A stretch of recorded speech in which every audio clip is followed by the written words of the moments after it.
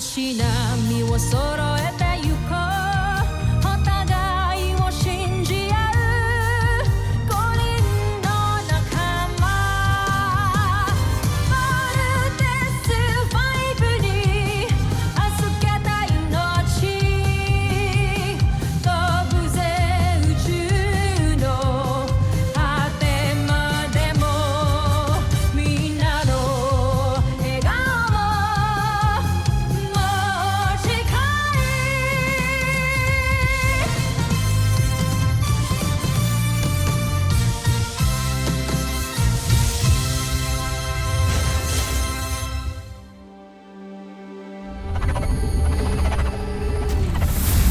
Ang nakaraan sa Voltes 5 Legacy. Tagal na rin akong naghintay upang bumawi sa mga Voltes 5.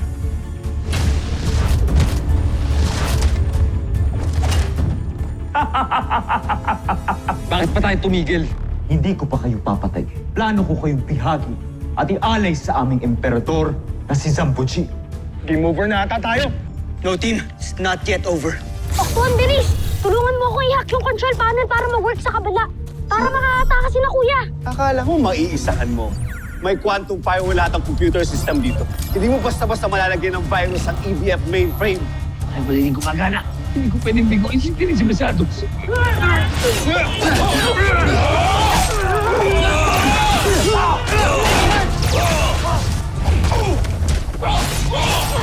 Jamie!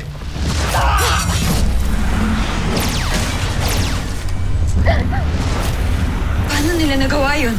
Little John Armstrong! Wow, ha? Talagang nagawa niyo pa mag-bebe time?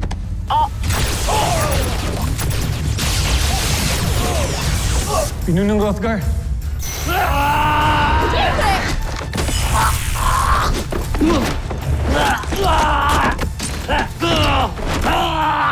Tapos na ang iyong pupul.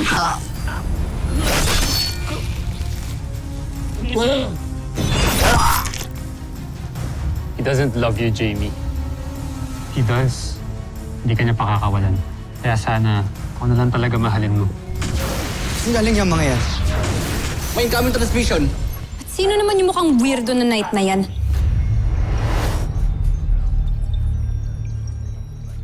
Ako si General Ozla ng Busan. Nagustuhan niyo ba ang pasalubong ko bilang tanda ng aking pagdating? Pasalubong ba ang tawag mo doon? Huwag ka masyadong mayabang, ha? Sinubukan ko lang naman ang tibay ng inyong pananggalang. Masasabi kong hindi kayo nahuhuli. Mataas lang kayo ng kaunti sa mga hayop dyan sa inyong planeta. Anong sinasabi mong hayop? Sino ba sa atin ang tinutubuan na sungay? Di ba't kayo? Natutuwa ako sa tapang ninyo, pero walang silbi sa akin yan. Gusto ko lang ipaalam sa inyo na ako ang wawasa kay Voltes 5. At mapapasailalim ang mundo ninyo sa Busan. Tandaan ninyo ang mga binitawan kong salita. Hoy, Blue Kalabaw, bumalik ka rito! Dr. Hook, habulin namin siya. Let's go, team. Teka, sandali!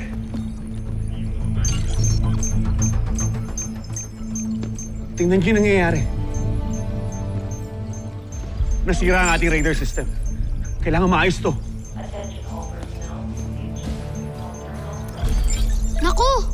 Cascade failure! Paano na yan? Baka mamaya sumugod na ang mga kalaban. Tapos hindi natin sila madedetect. Para tayong bulag na walang kalaban-laban. May kinalaman kaya yung oslak na yun dito? Mukhang ganun na nga. Kung sino man yung General Oslak na yan, mukhang isa siya sa magiging mabigat na kalaban natin. Tomas, I want you to analyze a sample of those meteorites.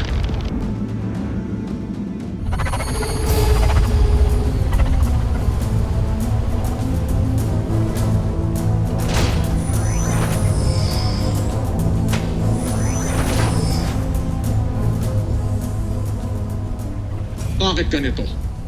Wala man lang sumalubong sa aking pagdating.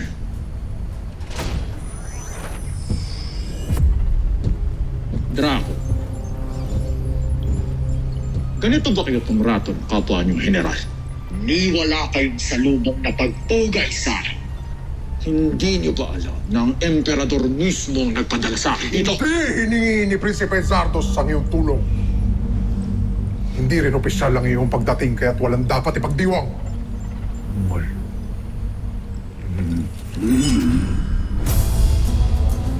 Tumagat ka sa akin, Taran!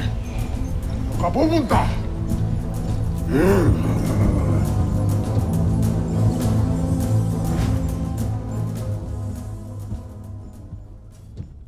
General Oslak, di mo ba alam na isang kabastusan ang umarap sa prinsipe na nakatakip ang muka?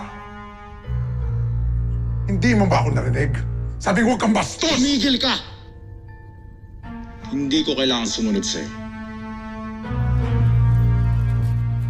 Nahamon kita. Ako pa ang hinamon mo, Draco.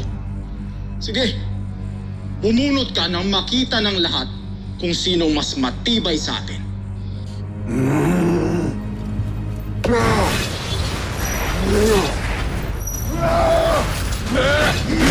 Protektahan ng prinsipe!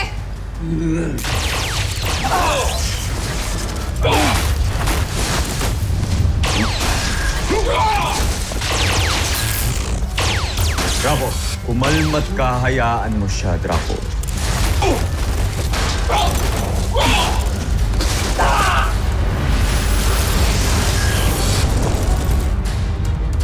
Tama na, Draco!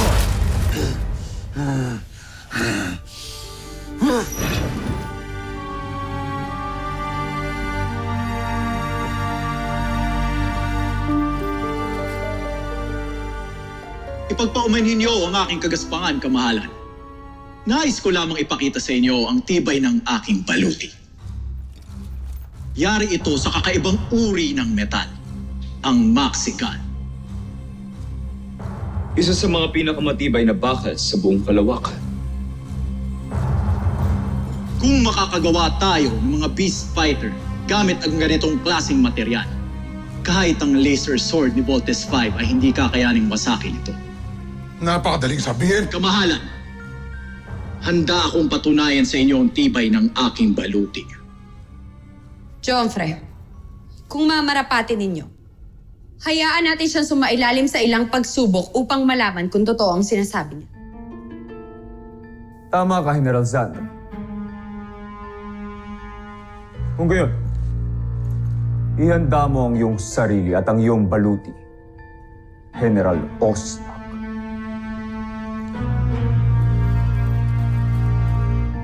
Kahit ano pang pagsubok yan, Ay kakayanin ko, Joffre.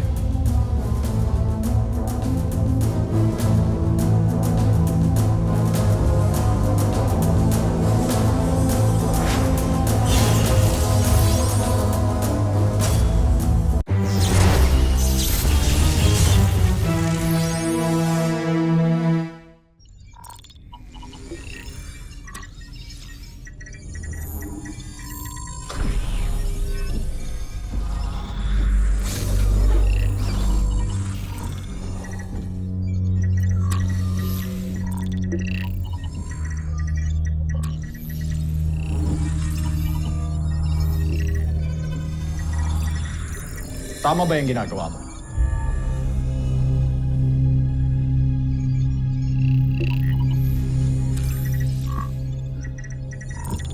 Tabi.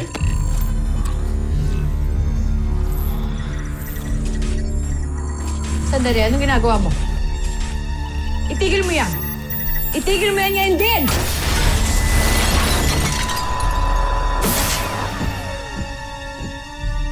Tingnan mo yung ginawa mo. Ano? Bakit ako ang sisisihin mo? Hindi mo ko dapat pinapakailaman. Tungkulin namin bilang general ni Prinsipe Zardos ang paggawa sa mga beast fighter na iintindihan mo. Baka nakakalimutan mo na ako ang pinadala ng emperador dito. Walang may mas mataas na katungkulan kundi ang prinsipe lamang. Kaya gagawin ko ang lahat ng naising ko. Naiintindihan mo? Truba! Sumusobra ka na. Wala kang karapatan para pagsalitaan ng mga taga rito ng ganyan. Dahil hindi mo alam ang pagpapatakbo dito! Pagpapatakbo ka mo? Sabihin mo nga sa akin, paano nyo pinapatakbo ang lugar na ito? Dahil gusto kong malaman kung bakit puro palpak ang mga beast fighter na binubuo ninyo. Kaya siguro akong pinadala ng emperador. Ngayon, gawin niyo ang mga trabaho. Pero nasa akin, huling pa siya. Maliwanag.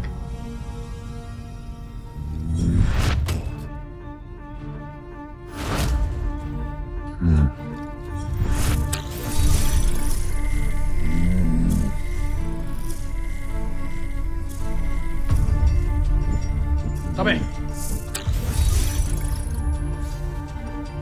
Hindi lang dahil kay Jove.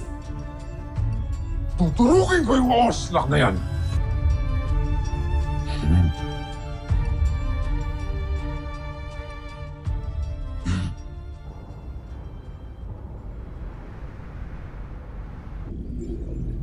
Dr. Hook, kapag in-expose ko ang maliit na meteorite na yan sa shortwave na minus 1,500 megacycles, ito ang mangyayari sa radioscope.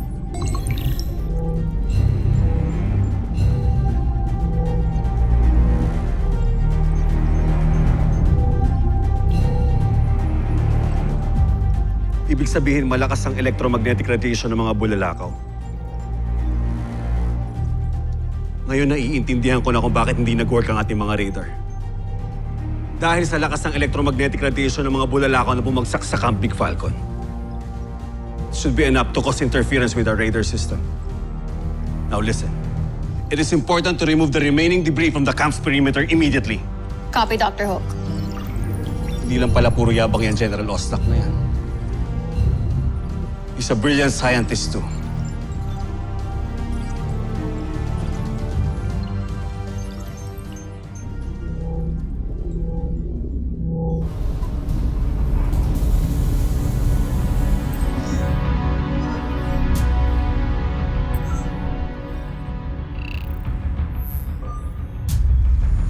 Kapag natalo ng madirigmang ito si Voltes 5, sigurado kong ako ang itataas ng emperador sa posisyon ni Prinsipe Zardos.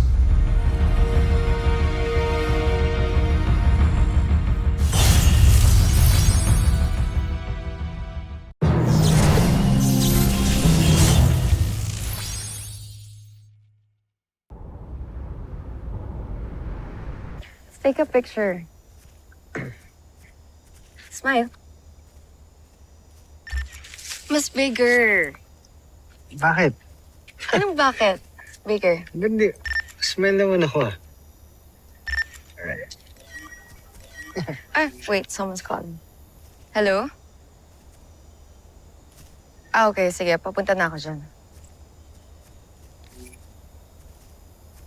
Steve, I'm sorry pero hinahanap na ako sa Rad Center. But thank you for having dinner with me. Na-miss ko to. Thanks, Ava.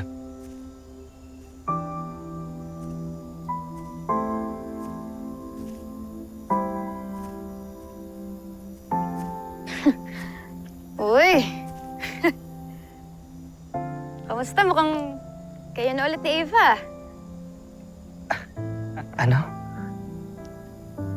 Nakita ko kasi kayong dalawa ngayon eh. Saka, pansin ko rin na papadalas din kayong magkasama. So, ano? Kayo na ba ulit?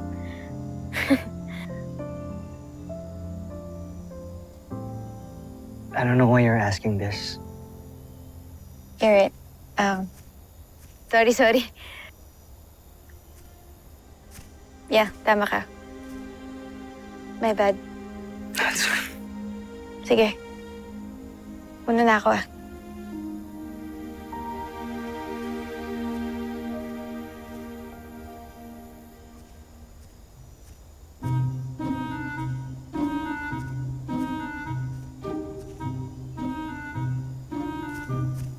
Alam mo, ibang klase ka rin eh, no?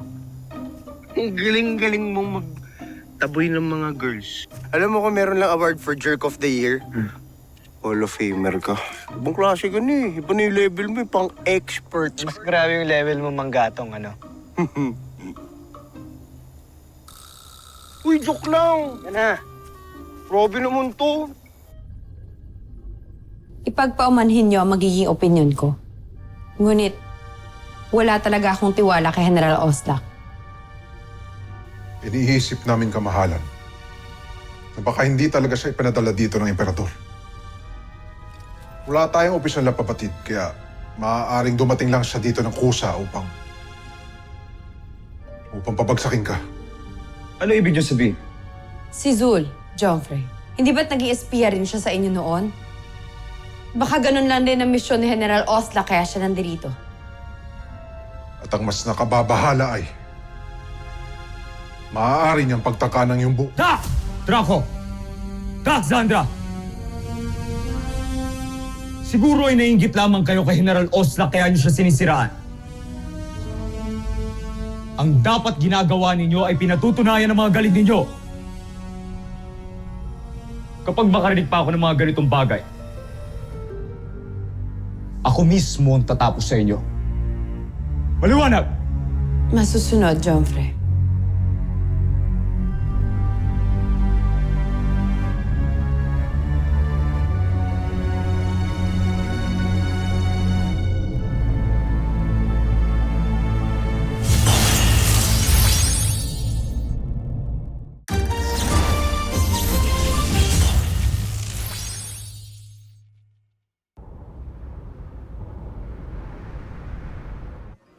Tinanong ka pa talaga? Anong di niya maintindihan? Diba? Anesthesia yata yung dumadaloy sa dugo ng Steve na yun. Manhid? So, anong gagawin mo? Ibig sabihin lang nun, tigilan mo na siya. Maybe? Maybe? Patanong talaga? Sure na, wala kang mapapala sa Steve na yan. Kaya move on na, friend. #Steve cancelled. Bakit ba kasi ako nagkakagusto sa taong ayaw naman sa akin? Ay nako, iisa lang tayo ng tanong, friend. At siguro kahit yung pinakamatalinong tao sa mundo, hindi masasagot ang tanong na yun. Jamie Robinson! Kanina pa kita hinahanap. Sorry, Dr. Hook, nalubat po yung comlink ko. Now suit up and report for duty! Yes, Dr. Hook! Yan. Trabaho ka na lang para makalimot dyan sa Steve Manhid na yan. Oo na. Oh, ano pang tinatayo niyo dyan? Move it! Yes, Dr. Hook!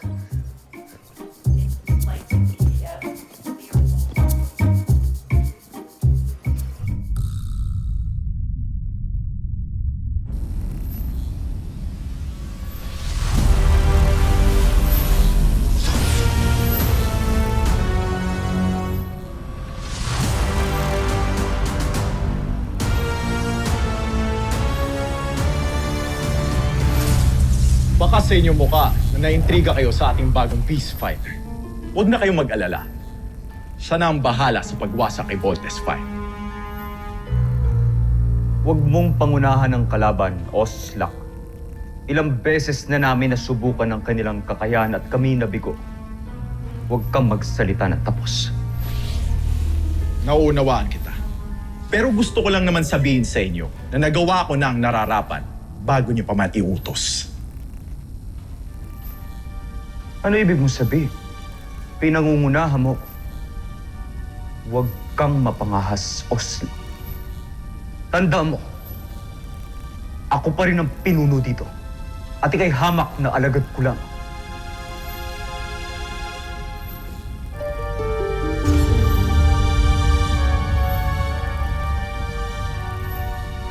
Joffrey, ang nais ko lang naman tukuyin sa inyo ay ang mga bulalakaw na bumagsak sa Camp Big Falcon noong aking pagdating ay nagtataglay ng malakas na kontra-enerhiya, nabubulag sa kanilang mga radar. Hindi nila malalaman ang ating pagdating. Kaya tiyakap na masusurpresa natin sila. Joffrey. Magaling. Mukhang tama ka, General Oslak. ikaw nga yata ang general na makakatulong sa akin.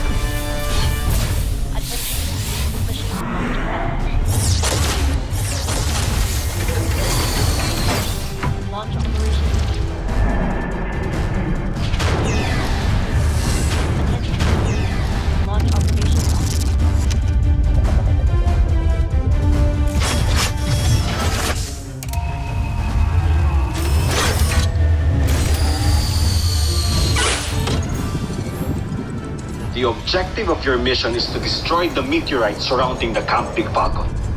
Roger. Roger!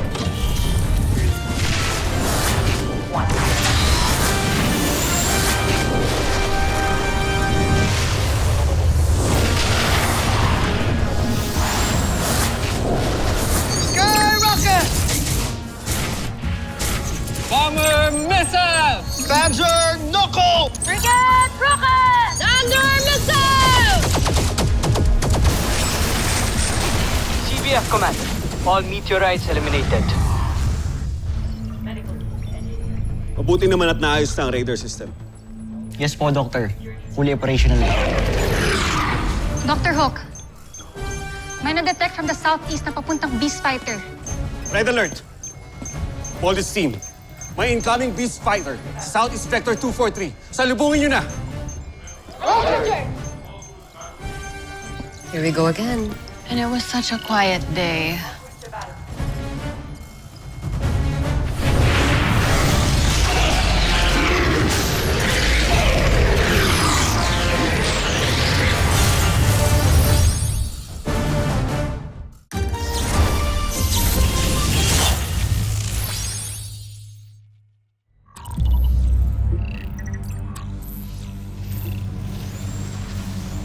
Anong nangyayari? Paano nalaman ni Voltes 5 na nandito tayo? Kancho Aida. Nalalaman ka bang electromagnetic radiation, Osla? Wala namang kwenta.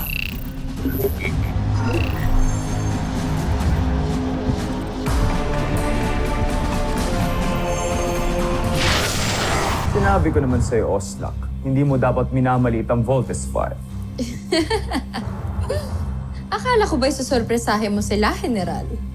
Bakit parang ikaw pa yata ang nasurpresa?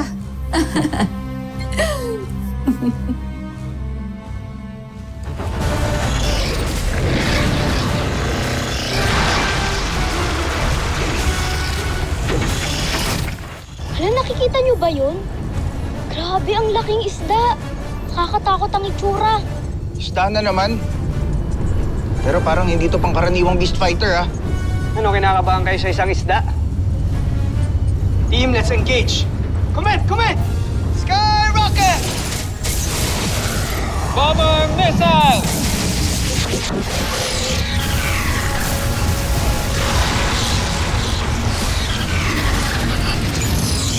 Thunder missile!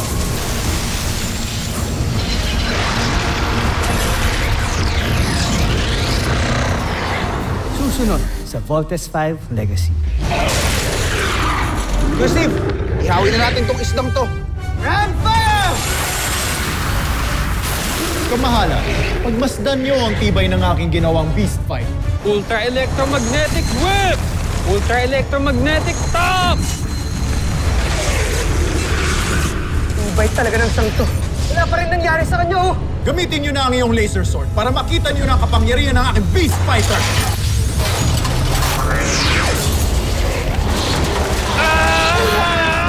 Magpaalam ka na, Voltes 5. Katapusan mo na!